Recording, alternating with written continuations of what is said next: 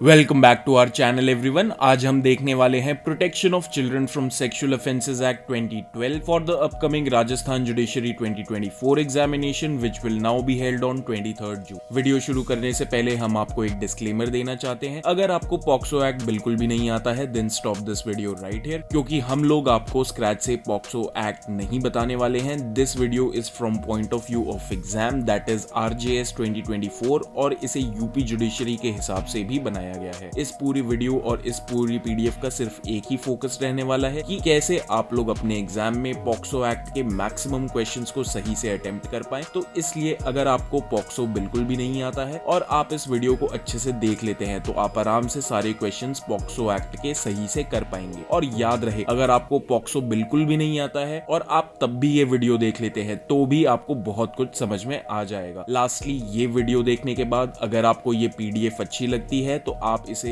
बहुत ही nominal prices पे purchase कर सकते हैं हमारी वेबसाइट से। लिंक डिस्क्रिप्शन बॉक्स में गिवन है और कमेंट सेक्शन में भी पिन किया गया है। So without wasting any time let's begin. याद रहे, ये वीडियो 2 पार्ट्स में रहेगा। पहले पार्ट में हम आज के शॉर्ट नोट्स कवर करेंगे पॉक्सो एक्ट के, और सेकंड पार्ट में आज तक जितने भी प्रीवियस ईयर क्वेश्चंस आए हैं सारे स्टेट्स में पॉक्सो एक्ट के, उनको कवर करेंगे। तो चलिए शुरू करते हैं। सबसे पहले हमें कुछ प्रिलिमिनरी और इंट्रोडक्टरी चीजें डिस्कस कर लेनी चाहिए। इन्फोर्समेंट डेट इस एक्ट की है 14 नवंबर 2012। This act is applicable throughout the whole of India. इस एक्ट के अंदर 9 चैप्टर्स हैं, 46 सेक्शंस हैं, एक शेड्यूल है, और ये एक्ट का सोर्स बेसिकली है आपका article 15 sub clause 3 of the constitution of India. एक चीज और ध्यान में रखने वाली है कि government of India acceded to the convention on rights of child on 11 December 1992। अब जिन भी देशों ने इस कन्वेंशन को एक्सीड किया, अब उन्हें कुछ चीजें करनी थी। नाउ व्हाट दो signatories were required to do, they were required to stop the inducement or coercion of a child to engage in any unlawful sexual activity, to stop the exploitative use of children in prostitution or other unlawful sexual practices, to stop the exploitative use of children in pornographic performances and materials. Now let us take a look at the scheme of the act. Chapter 1 के अंदर preliminary बातें की गई हैं Section 1 और Section 2 के अंदर। Chapter 2 के अंदर बताया गया है sexual offences against children के बारे में।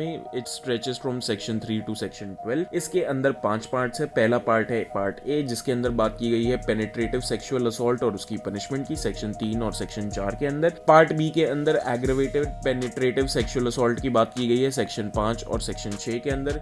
पार्ट C के अंदर सेक्सुअल असॉल्ट और पनिशमेंट की बात की गई है Section 7 और Section 8 के अंदर। पार्ट 4 में एग्रेवेटेड सेक्सुअल असॉल्ट की बात की गई है Section 9 और Section 10 में, और पार्ट E में सेक्सुअल हरासमेंट की बात की गई है Section 11 से Section 12 के। चैप्टर 3 की अगर बात की जाए तो इसके अंदर using child and pornographic purposes और पनिशमेंट्स की बात की गई है Section 13 से Section 15 के अंदर। चैप्टर 4 के अंदर है अबेटमेंट एंड अटेम्प्ट Section 16 से Section 18। चैप्टर 5 के अंदर प्रोसीजर फॉर रिपोर्टिंग केसेस की बात की गई है Section 19 से Section 23। चैप्टर 6 के अंदर procedure for recording statement of child की बात की गई है Section 24 टू Section 27। चैप्टर 7 में स्पेशल कोर्ट्स को डिस्कस किया गया है Section 28 टू Section 32। चैप्टर 8 के अंदर है procedure, powers of special code and recording of evidences Section 33 to Section 38। Chapter 9 में miscellaneous things की बात की गई है Section 39 to Section 46, और शेड्यूल के अंदर आर्म्ड फोर्सेस और सिक्योरिटी फोर्सेस को डिस्कस किया है। Now let us begin with the short note. सबसे पहले Section 2 को देख लेते हैं which is the definition clause of the act। तो अगर सबसे पहली डेफिनेशन की बात की जाए तो 2(1)(a) इसके अंदर डिफाइन किया गया है एग्रेवेटेड पेनिट्रेटिव सेक्सुअल असॉल्ट को। इन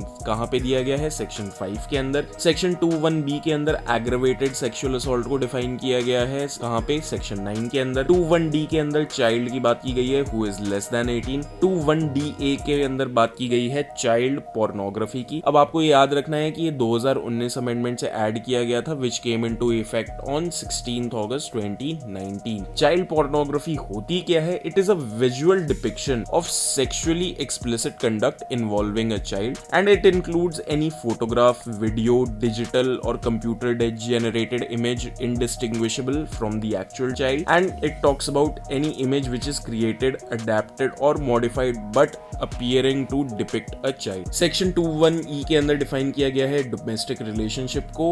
It has the same definition as in Section 2(f) of the Domestic Violence Act 2005। 2(1)(f) के अंदर penetrative sexual assault को डिफाइन किया गया है कहां पे Section 3 के अंदर। 2(1)(h) के अंदर बात की गई है religious institution की, and it will have the same meaning meaning as given in religious institutions prevention of misuse act 1988। 21I के अंदर सेक्सुअल असॉल्ट को डिफाइन किया गया है, कहाँ पे, सेक्शन 7 के अंदर। 21J के अंदर सेक्सुअल हरासमेंट को डिफाइन किया गया है सेक्शन 11 के अंदर। 21K के अंदर डिस्कस किया गया है शेयर्ड हाउस होल्ड के बारे में। नाउ शेयर्ड हाउस होल्ड का क्या चीज होती है, where the person charge with the offence lives और has lived at any time in a domestic relationship with the child, तो इसे कहा जाएगा शेयर्ड हाउस होल्ड। 21L में डिफाइन किया गया है स्पेशल कोर्ट को which is mentioned in section 28 and 21N में स्पेशल पीपी की बात की गई है as mentioned in section 32। Section 2 sub clause 2 ये कहना चाहता है कि अगर कोई ऐसा वर्ड है या कोई ऐसा एक्सप्रेशन है जो कि यूज तो हुआ है बट डिफाइन नहीं हुआ है इस एक्ट के अंदर, then it will have the same meaning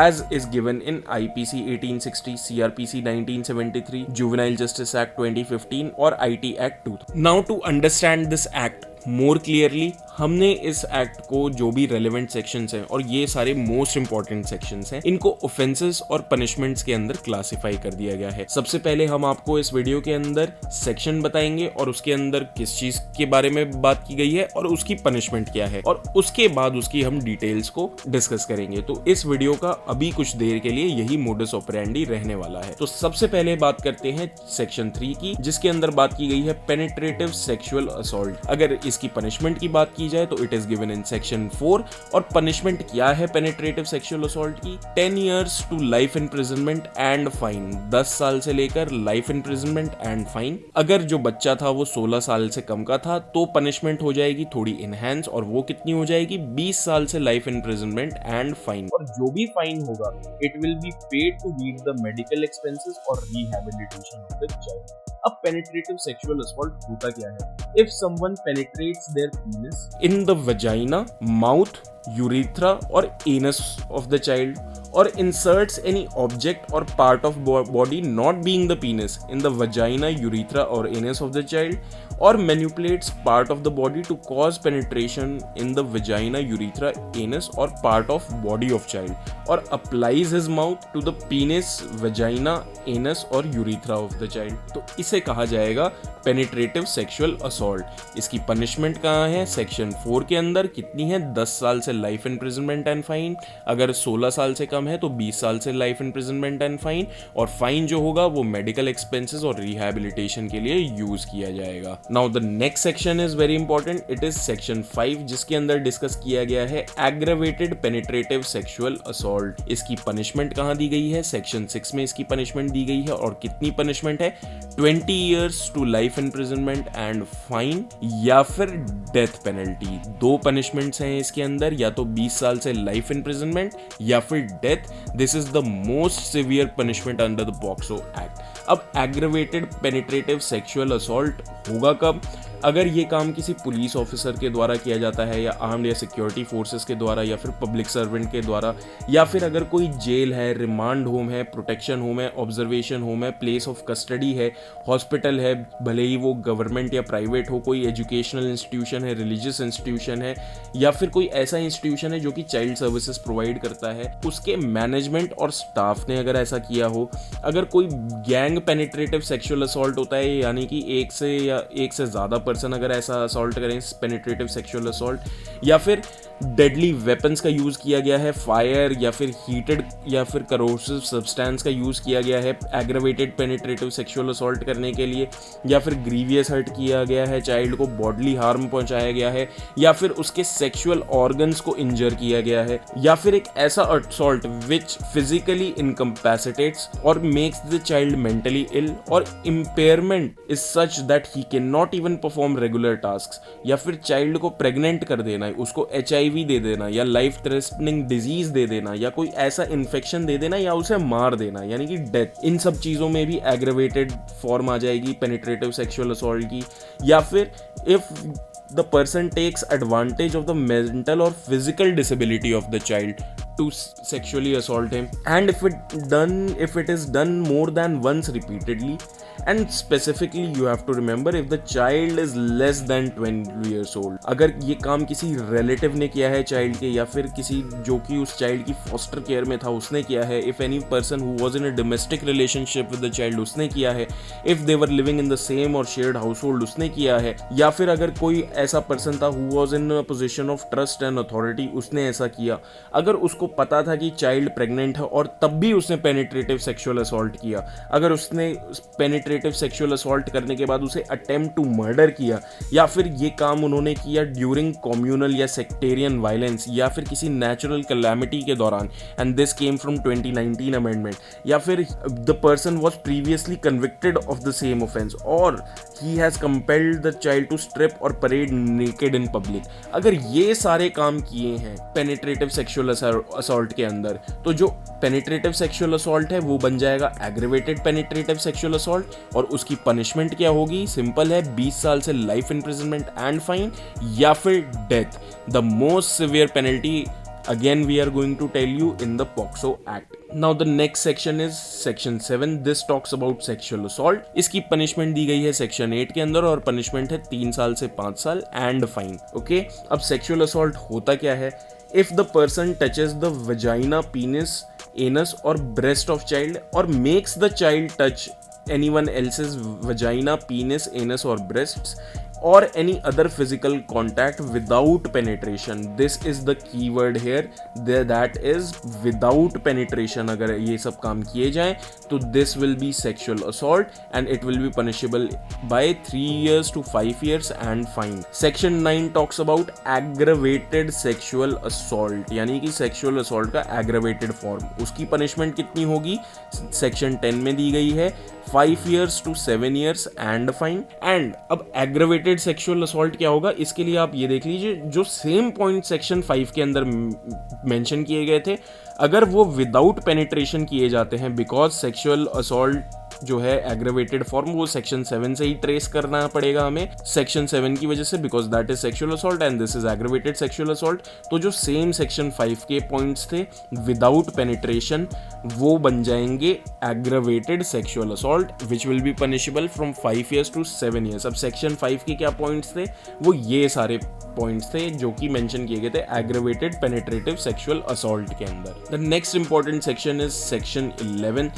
this talks about sexual harassment और इसको पनिशमेंट दी गई है सेक्शन 12 के अंदर which is 0 to 3 years and fine.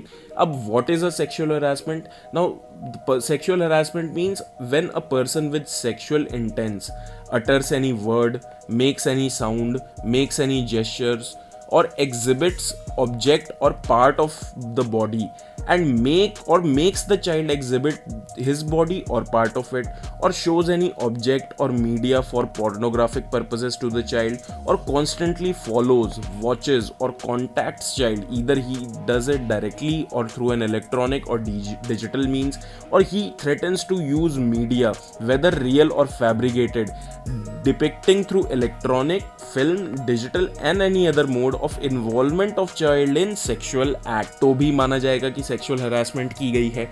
और he entices the child for pornographic purpose and gives him the gratification for it, यानी कि उसका porn में यूज किया और उसको पैसा दिया। और with sexual intent, ये याद रखना है आपको कि जो sexual intent है it is a question of fact, ठीक है। तो sexual harassment क्या है, ये सारी चीजें हैं सेक्शन 11 के अंदर दिया गया है। पनिशमेंट उसकी है सेक्शन 12 में 0 to 3 years and fine. The next important section is section 13.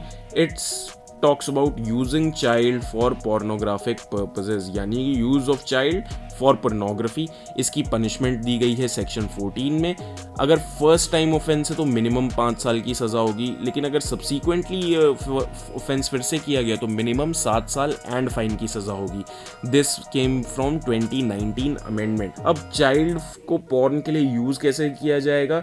the person uses the child in any form of media including any program, advertisement, internet, electronic or printed form, whether or not intended for personal use or distribution, यानी कि commercial sense में, for sexual gratification and represents sexual organs of the child through these mediums और these acts may be real or simulated sexual acts and indecent and obscene representation of child or using child involving any medium of print, electronic, computer or other technology for preparation, production, offering, transmitting, publishing, facilitation, distribution of pornographic material। ठीक है, अब आप समझ गए section 13 में child को porn के लिए यूज करने की बात की गई है। पनिशमेंट अगर फर्स्ट टाइम ऑफेंस है तो मिनिमम 5 साल की सजा होगी, लेकिन अगर सब्सीक्वेंट ऑफेंस है तो मिनिमम 7 साल की सजा होगी। अब यहाँ पे सेक्शन 14 सबसेक्शन 2 एक इंपॉर्टेंट चीज है और इसको बड़े सरल शब्दों में हमें समझ लेना चाहिए।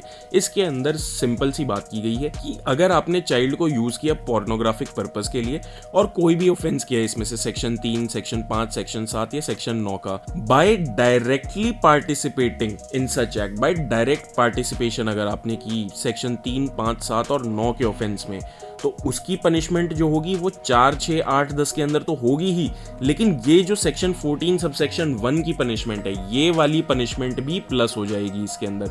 तो आपको एक एडेड और एक इनहैंस पनिशमेंट मिलेगी सेक्शन 14(2) के अकॉर्डिंग, अगर आपने डायरेक्टली पार्टिसिपेट किया है ऐसे ऑफेंस के अंदर। The next is section 15। This talks about punishment for storage of porn. Porn को अगर आपके फोन में, लैपटॉप में स्टोर्ड फॉर्म में भी पाया जाता है, that is also punishable and this came from 2019 amendment.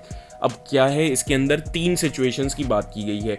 If the person stores, possesses और फेल्स टू डिलीट और डिस्ट्रॉय और report with intention to share and transmit, तो उसको फर्स्ट टाइम ऑफेंस में मिनिमम 5,000 रुपए का फाइन देना पड़ेगा और सब्सीक्वेंट ऑफेंस में मिनिमम 10,000 रुपए का फाइन देना पड़ेगा। Second situation if the porn is stored and possessed for transmitting, propagating और डिस्ट्रीब्यूटिंग। अगर आप ये कमर्शियली कर रहे हो तो क्या होगा, 0 to 3 years की सजा होगी और फाइन और बोथ। अगर ये कमर्शियल पर्पस के लिए किया जा रहा है, लार्ज स्केल के लिए, तो फर्स्ट टाइम ऑफेंस में 3 से 5 साल की सजा होगी या फिर फाइन या बोथ, दोनों चीजों के लिए। और अगर सब्सीक्वेंट ऑफेंस होता है तो 5 से 7 साल की सजा और फाइन। सेक्शन 16 बात करता है अबेटमेंट की, और अबेटमेंट की पनिशमेंट क्या होती है वो सेक्शन 17 में दी गई है। It is same as that of the offence. Next important few sections are section 18। It talks about attempt की पनिशमेंट। अगर आपने ऑफेंसेस एक्ट के अंदर अटेम्प्ट किया है तो क्या पनिशमेंट होगी, तो इसके अंदर 4 पनिशमेंट्स की बात की गई है। First is the half of life imprisonment, second is half of longest imprisonment और फाइन और बोथ, यानी कि 4 चीजें हो सकती हैं। Half of life imprisonment number 1, number 2 is half of longest imprisonment और फाइन और बोथ, यानी कि दोनों भी दी जा सकती हैं। सेक्शन 20 बात करता है obligation of media to report the case. इसके अंदर सिंपल सी पनिशमेंट दी गई है, 0 to 6 months और फाइन और both. But if you are in charge of the company, 0 to 1 years fine और both given in section 21। Section 22 बात करता है पनिशमेंट फॉर फॉल्स कंप्लेंट और false information. Now whoever makes any false complaint और provides false information in section 3, 5, 7 और 9 solely with the intention to humiliate, extort, threaten या defame.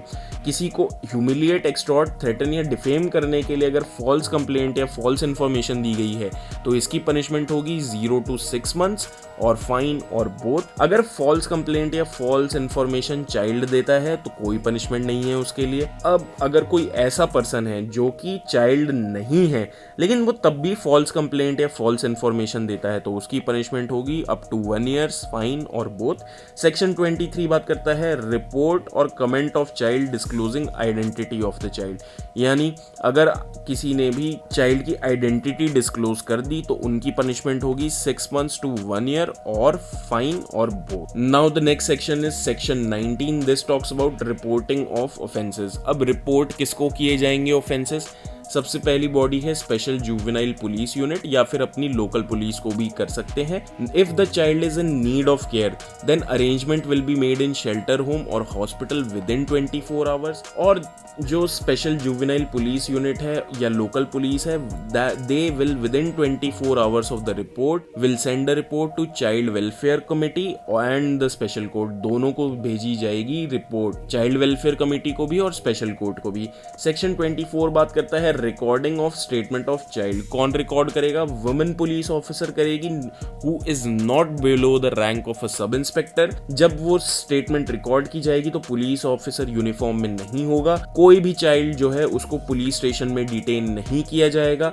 Police officers को ensure करना होगा कि चाइल्ड की आइडेंटिटी प्रोटेक्टेड रहे both in public and the media, और जो भी स्टेटमेंट रिकॉर्ड होगी वो चाइल्ड के रेसिडेंस पे रिकॉर्ड होगी, या फिर जहां पे वो यूजुअली रहता है, या तो फिर चाइल्ड की जो प्लेस ऑफ चॉइस है वहां पे ये स्टेटमेंट रिकॉर्ड होगी पुलिस ऑफिसर के द्वारा।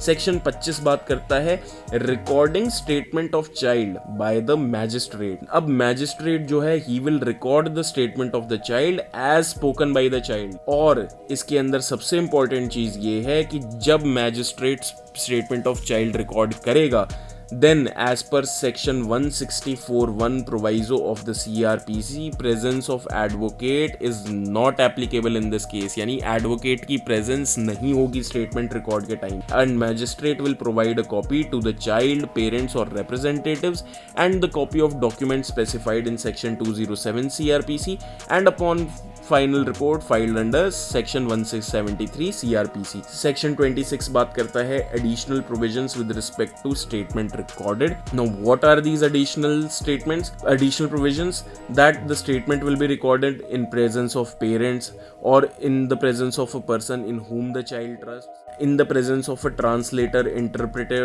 and if need a special educator, and can be done through audio video electronics means as well। Section 27 बात करता है मेडिकल एग्जामिनेशन ऑफ चाइल्ड के बारे में। Now not with standing that the FIR और complaint is not registered, जरूरी नहीं है कि FIR और कंप्लेंट रजिस्टर की गई हो। Medical examination will be done according to section 164 capital A of the CRPC।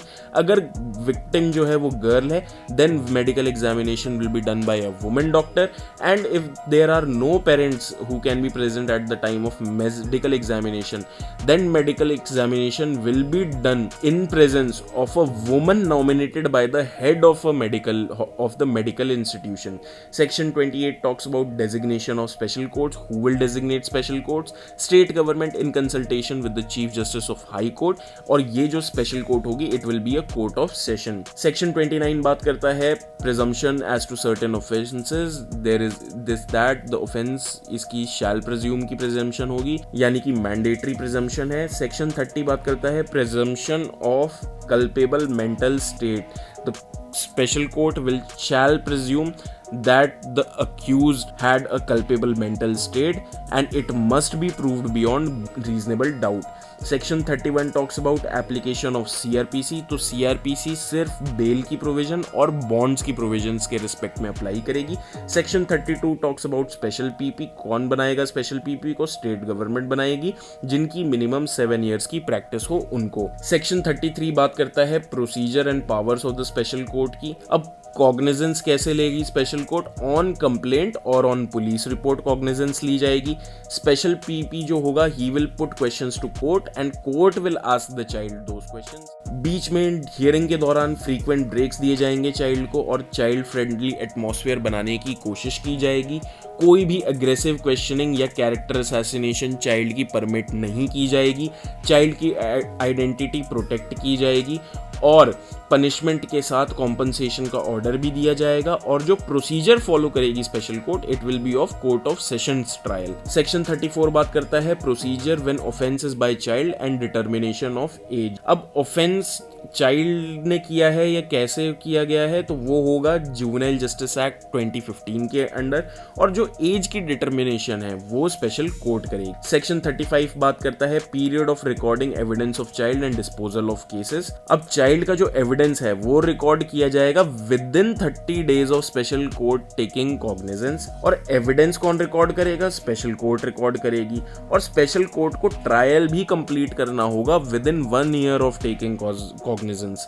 Section 36 बात करता है child not to see accused at testifying, यानी कि सबको इंश्योर करना होगा that accused can hear the child और the advocate of the child, and statement जो है वो वीडियो कॉन्फ्रेंसिंग से भी रिकॉर्ड की जा सकती है जो टेस्टिमनी है। सेक्शन 37 बात करता है ट्रायल इन कैमरा, यानी कि प्रेजेंस की पेरेंट्स की प्रेजेंस में, and court can issue commissions in section 284 CRPC. Section 38 talks about assistance of interpreter expert while recording evidence of child. कोई स्पेशल एजुकेटर की भी हेल्प ली जा सकती है. Section 39 talks about guidelines for child to take assistance of experts. These will be framed by the state government. Section 40 talks about right of child to take assistance of legal practitioner. He has a right to hire an advocate. Section 41 talks about provisions of section 3 to 13 not to apply. ये किन चीज़ों में it will not apply? When it talks about medical examination or treatment with consent of the parents and guardians of the child. 42 talks about alternative punishment. This came by 2013 amendment which came into effect on 3rd February 2015. Now this has a very simple meaning that if there is an offense which has been committed under section 166A, 354A to D, section 370, 370A, section 370A, section 375, 376, 376A to E, section 509 of IPC और section 67B of the IT Act. तो अगर POCSO के अंदर भी offence बनता है और इन सारे सेक्शंस के अंदर भी ऑफेंस बनता है तो जिसके अंदर ग्रेटर पनिशमेंट है वो दी जाएगी. सेक्शन 42 कैपिटल ए बात करता है एक्ट नॉट इन डेरोगेशन. अब सिंपल सी बात है, in case of inconsistency with IPC or any other acts mentioned और द पॉक्सो एक्ट, अगर इस एक्ट के अंदर ऑफेंस है तो कोई भी इनकंसिस्टेंसी है किसी और एक्ट के तहत तो this act will have an overriding effect. Section 43 talks about public awareness about the act. Who will spread this public awareness? Central and state governments. 44 talks about monitoring and implementation of the act. Who will monitor and implement? Under section 3 National Commission of Child Rights will, and under section 17 State Commission of Child Rights. Both these commissions are created under the Commissions for Protection of Child Rights Act 2005. Section 45 talks about rules will be made by central government, and section 46 says that difficulties will be removed by the central government as well. Welcome to the second part of our video, and before we begin the second part I would like to inform you, अगर आपको ये PDF अच्छी लग रही है तो आप हमारी वेबसाइट से बहुत ही नॉमिनल प्राइसेस पे इस PDF को परचेज कर सकते हैं. लिंक डिस्क्रिप्शन बॉक्स में गिवन है और कमेंट सेक्शन में भी पिन किया गया है. तो आज तक जितने भी स्टेट्स में पॉक्सो एक्ट आया है उन सब के क्वेश्चंस एक बार देख लेते हैं. There is a person A who touches the vagina of a 17-year-old B with sexual intent, then the offense committed by A is aggravated sexual assault. A makes a 12-year-old boy B remove his underwear to exhibit his private parts so that A can see the same. The offense committed by A is sexual harassment. Now, under the Protection of Children from Sexual Offences Act 2012, if the parent or a trusted person cannot be present during medical examination of a child victim, then a woman nominated by the head of the medical institution should be present. According to section 14, whoever uses a child for pornographic purposes shall be punished with imprisonment for a term not less than 5 years. Now, special court, after taking cognizance of an offence, has recorded the evidence of child victim, whether must record the evidence of child victim within 30 days. Can a report disclosing the identity of a sexually assaulted child be published? The answer is that it can be published if permitted by a competent special court. Child means a boy or girl under the age of 18 years. According to section 25, the statement of a child under section 164 CRPC shall not be recorded in presence of the advocate of the accused. The Criminal Law Amendment Act 2013 amended the POCSO Act 2012. Now, while examining or recording the statement of child, which of the following conditions has to be adhered to? तो इन conditions को आपको पालन करना होगा. इन conditions का पहली condition है that the statement of child shall be recorded at the residence of child और the place where he usually resides और प्लेस ऑफ हिज चॉइस. दूसरी कंडीशन है that as far as practicable the statement should be recorded by a woman police officer not below the sub inspector rank and who shall not be in uniform. ये भी condition adhere करनी पड़ेगी. And investigating officer shall ensure that at no point of time child comes in contact of the accused. Section 11 बात करता है that who question 11, the next question is that who is empowered to record the statement of child under section 24? A woman police officer not below the rank of sub inspector. POCSO Act 2012 is to protect all children below the ages of 18 years. Section 3 to 13 do not apply in case of medical examination or treatment of child when it is undertaken with the consent of child's parent. According to section 23, the following things are not correct: that on contraventions of 23(1) and 23(2), the accused shall be liable to punishment with imprisonment of either description for a term which shall not be less than 1 year but which may extend to 2 years or fine or both. ये स्टेटमेंट सरासर गलत है, लेकिन correct statement क्या है? That no report in any media shall disclose the identity of the child, first statement. And the second statement that the publisher और the owner of the media shall be jointly and severally liable for the acts and omissions of the employee. And the next question is that under section 32, a person will be eligible to be appointed as special public prosecutor if they have been in practice as an advocate for not less than 7 years. So with this, we have successfully dealt with the full and complete POCSO Act 2012 with all state previous year questions ever asked in any exam. So thank you for watching this video. अगर आपको ये video अच्छा लगा तो video को like करें, channel को subscribe करें. अगर पसंद नहीं आया तो मत करिएगा. Thank you for watching. I'll see you next time.